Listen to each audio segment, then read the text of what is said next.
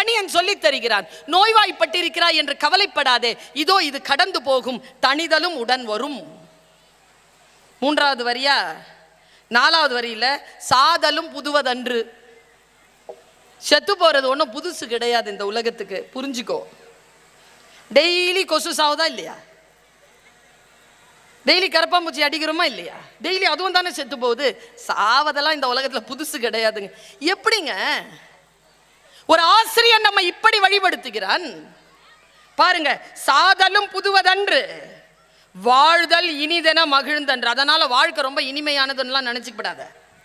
சரி, அதுக்கு இன்னாது என்றலும் இளமே. ஐயோ இவ்வளோ கஷ்டமா இருக்கேனோ நினைச்சிக்காத.